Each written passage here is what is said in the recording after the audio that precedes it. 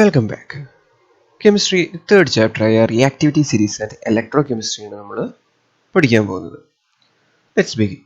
Haven't you noticed the picture? Certain instances of using electricity and a few sources of electricity are shown in the picture, aren't they?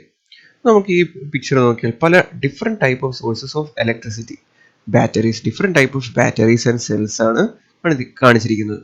ഇതിൽ നിന്നൊക്കെ നമുക്ക് എന്താണ് electrical energy produce ചെയ്യുകയാണ് ചെയ്യുന്നത്. Electrical energy store ചെയ്ത് വെച്ചിട്ടുണ്ടെങ്കിൽ നമുക്ക് ആവശ്യത്തിനനുസരിച്ച് അത് യൂസ് ചെയ്യാൻ പറ്റുന്നുണ്ട്. We use different kinds of batteries to work electronic equipments. Here, chemical energy is converted into electrical energy and vice versa. നമ്മളൊരു ഇലക്ട്രിക്കൽ എക്യുപ്മെൻറ്റ് യൂസ് ചെയ്യുന്ന സമയത്ത് ആ ബാറ്ററിയിൽ സ്റ്റോർ ചെയ്തിരിക്കുന്ന കെമിക്കൽ എനർജി ഇലക്ട്രിക്കൽ എനർജി ആയിട്ട് കൺവേർട്ട് ചെയ്യപ്പെടുന്നു. ദെൻ ആ battery നമുക്ക് റീചാർജ് ചെയ്യേണ്ടി വരും. മൊബൈലിൽ ചാർജ് തീർന്നാൽ റീചാർജ് ചെയ്യും. സോ ആ കണ്ടീഷനിൽ എന്താണ് the electrical energy is converted back into chemical energy. You may have noticed different metals used in a cell. What may be its reason?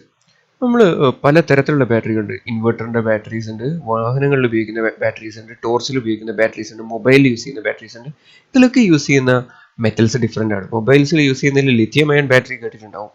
So വലിയ സ്റ്റോറേജ് ബാറ്ററിനെ ലെഡ് സ്റ്റോറേജ് ബാറ്ററീസ് എന്നാണ് പറയുന്നത്. അപ്പോൾ different metals ആണ് നമ്മൾ use ചെയ്യുന്നത്. You may have noticed different metals used in a cell. What may be its reason? എന്തായിരിക്കും അവരുടെ reason? പലതും പല തരം പർപ്പസുകളിലായിരിക്കും അല്ലേ? ചിലതിന് കൂടുതൽ നേരം ചാർജ് നിൽക്കണം, ചിലതിന് കൂടുതൽ അളവിലായിരിക്കും ചാർജ് നിൽക്കേണ്ടത്. സോ ഡിഫറൻസ് ഈ പർപ്പസിനനുസരിച്ച് നമ്മൾ മെറ്റൽസ് ഡിഫറെൻ്റ് ആയിട്ട് യൂസ് ചെയ്യുന്നു. You have already observed the rusting of iron and the formation of verdigris on copper. Verdigris എന്ന് വെച്ചാൽ കോപ്പറിൻ്റെ മേലെ നമ്മൾ ക്ലാവ് പിടിക്കുക, കറ പിടിക്കുന്നതായിട്ടുണ്ടാവും. ക്ലാവ് പിടിക്കുന്നതിനാണ് verdigris on copper. Are all metals like this? While some metals engage in chemical reactions vigorously, certain others react sluggishly in the same reaction. So, ചില metals എന്താണ് chemical റിയാക്ഷൻസിൽ വളരെ vigorous ആയിട്ട് ടേക്ക് പാർട്ട് ചെയ്യും. എന്നാൽ certain metals are sluggish or very non-reactive. Let us find out the difference in reactivity of metals and try to examine how they can be utilized in different cells. So, നമ്മൾ ഈ ചാപ്റ്ററിലൂടെ പഠിക്കുന്നത് എങ്ങനെയാണ് മെറ്റൽസിൻ്റെ reactivity. ആ റിയാക്ടിവിറ്റീനെ base ചെയ്തിട്ട് നമുക്ക് different സെൽസുകൾ, അതായത് electrical energy produce ചെയ്യുന്ന സെൽസുകളിൽ എങ്ങനെ യൂസ് ചെയ്യാൻ പറ്റും. Okay, let's begin. ആദ്യമേ മെറ്റൽസിൻ്റെ കുറച്ച് റിയാക്ടിവിറ്റി നോക്കാം. First reactivity, reaction of metals with water. Take 3 beakers having same quantity of water. Take pieces of sodium, magnesium, copper of same size and drop each one to each beaker. Observe the reaction. Reactions observe ചെയ്യുക. എന്താണ് സംഭവിക്കുന്നത് ഇവിടെ? Which metal react vigorously? We can say that sodium is a metal which reacts very vigorously. Which gas is formed as a result of this reaction? ഏത് gas ആയിരിക്കും form ചെയ്തിട്ടുണ്ടാകുക? അവിടെ ഏത് ഗ്യാസിനാണ് ഫോം ചെയ്യാനുള്ള പോസിബിലിറ്റി ഉള്ളത്? Hydrogen gas will be formed. Write down is chemical equation. ഏതായിരിക്കും chemical equation എഴുതുകയാണെങ്കിൽ sodium plus water gives NaOH plus H2O. Sodium plus water gives sodium hydroxide plus hydrogen. Drop magnesium and copper metals in hot water and observe the differences in their reactions. So, magnesium നമ്മൾ cold water ഇട്ടാൽ reaction ഇല്ലാന്ന് കണ്ടു. hot water ഇട്ടാൽ എന്തായിരിക്കും reaction? This is a small reaction. But copper hot water reaction ഇല്ല. That's why we use copper utensils. നമ്മൾ copper പാത്രങ്ങൾ use ചെയ്യുന്നുണ്ട് കുക്ക് ചെയ്യാനൊക്കെ. Record observation of these two experiments in the table given below. Sodium. In cold water, very high reactivity. Magnesium, no reactivity or slow reaction. Copper, no reaction. In hot water, cold water sodium extreme reaction ആണെങ്കിൽ hot water ന്റെ കാര്യം പറയാനില്ല. So magnesium എന്തായിരിക്കും? Magnesium shows high reactivity to hot water. Copper no reaction. Based on your observation, arrange these metals in the decreasing order of their reactivity. So, what will be the decreasing order? ഏറ്റവും reactivity ഉള്ളതാരാണ്? It will be sodium. Then reactivity കുറഞ്ഞത് magnesium. Then least reactive ആരാണ്? It will be copper. Reaction of metal with air. Freshly cut surfaces of metals will have a shiny appearance, won't they? This property is known as metallic luster. നമ്മൾ cut ചെയ്ത് വെച്ചിരിക്കുന്ന പുതിയ metal സാധനങ്ങൾ ഒക്കെ നമ്മൾ നല്ല shining കാണാറുണ്ട്. Cut a piece of sodium using a knife. Observe the freshly cut portion. Don't you see that its shining fades after some time? ഇപ്പോൾ നമ്മൾ കട്ട് ചെയ്ത് കഴിഞ്ഞ ഉടനെ തന്നെ അതിന്റെ ഷൈനിങ് നഷ്ടപ്പെട്ടു പോകുന്നുണ്ട്. കട്ട് ചെയ്യുമ്പോൾ നല്ല ഷൈനിങ് ആണ്. Just A fraction of seconds കഴിയുമ്പോഴത്തേക്കും അതിന്റെ ഷൈനിങ് നഷ്ടപ്പെട്ടു പോകുന്നുണ്ട്. എന്തായിരിക്കും റീസൺ? അറ്റ്മോസ്ഫിയർ ആയിട്ടുള്ള റിയാക്ഷൻ അല്ലേ? സോ അറ്റ്മോസ്ഫിയറിലെ കമ്പോണൻസ് അവിടെ റിയാക്ഷൻ നടത്തുന്നുണ്ട്. This is due to the conversion of sodium into its compounds by reacting with oxygen, moisture and carbon dioxide in the atmosphere. So അറ്റ്മോസ്ഫിയറിലെ എലമെന്റ്സ് ആയ oxygen, moisture, carbon dioxide അല്ലെങ്കിൽ water content, oxygen, carbon dioxide ഇവരോട് react ചെയ്തിട്ടായിരിക്കും ഈ സോഡിയത്തിന് അല്ലെങ്കിൽ ഏതൊരു മെറ്റലിനും ഈ ഷൈനിങ് അപ്പിയറൻസ് നഷ്ടപ്പെടുക. സോ ഇപ്പോൾ മെറ്റൽസ് ആണെങ്കിലും അതായത് അയൺ, ഇരുമ്പാണെങ്കിലും ഒക്കെ പുതിയ മെറ്റൽ നമ്മൾ പോളിഷ് ചെയ്ത് വെച്ച് കഴിഞ്ഞാൽ ഇപ്പോൾ കത്തി, നൈവ്സ്, ടൂൾസ്, വീട്ടിൽ ഉപയോഗിക്കുന്ന ടൂൾസ് ഒക്കെ പെട്ടെന്ന് നമ്മൾ പോളിഷ് ചെയ്ത് മുറിച്ച് കൂട്ടി വെച്ച് കഴിഞ്ഞാൽ നല്ല ഷൈനിങ് ആണ്. ആഫ്റ്റർ സം ഡേയ്സ് എന്താണ് അതിന്റെ ഷൈനിങ് നഷ്ടപ്പെട്ടു. Haven't you noticed a fresh magnesium ribbon losing its luster when kept exposed in air for some time? This is also due to the reaction with the atmospheric air. So atmospheric air le ആരുമായിട്ടുള്ള reaction ആണ് oxygen. And what will be the product?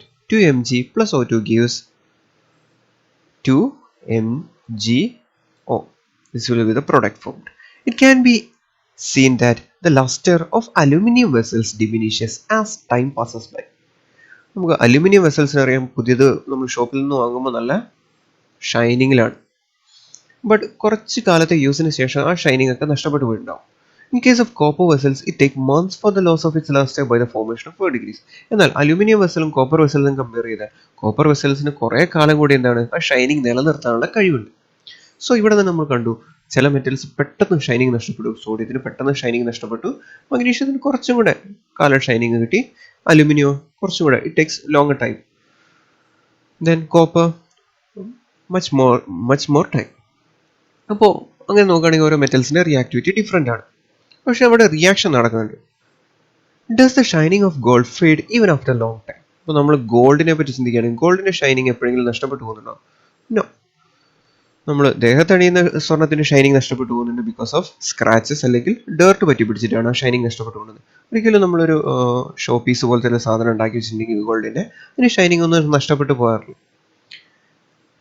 Doesn't this indicate that metals react with air at different rates? Yes.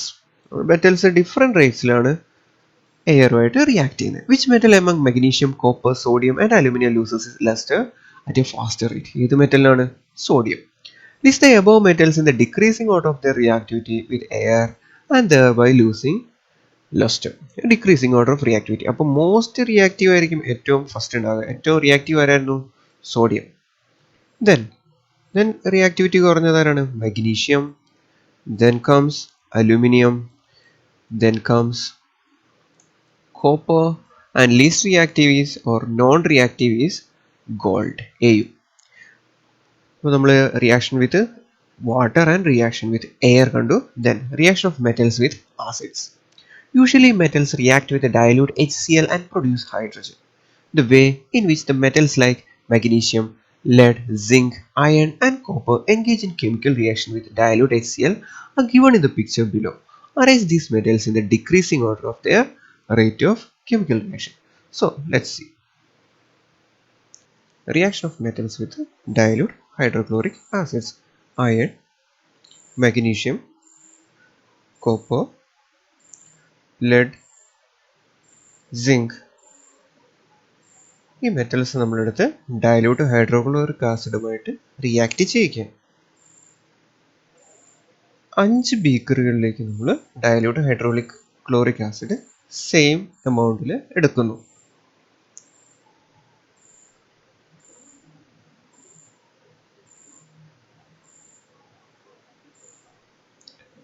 First ബീക്കറിൽ iron വയ്ക്കുന്നു.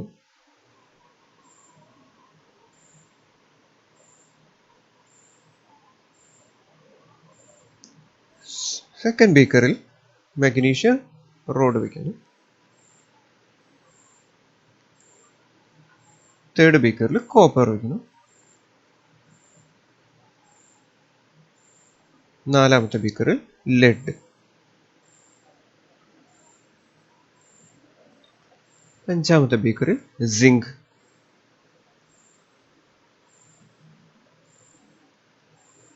So ഇവരുടെ reactivity നമുക്ക് ഇവിടെ നോക്കിയാൽ മനസ്സിലാക്കാം.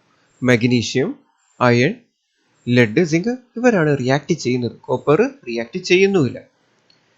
React ചെയ്യുമ്പോൾ produce ചെയ്യുന്ന ഹൈഡ്രജൻ ഗ്യാസ് ആണ്. ഇവരുടെ റേറ്റും ഡിഫറെൻ്റ് ആണ് അല്ലേ? എങ്ങനെയാണെന്നോ പറയൂ.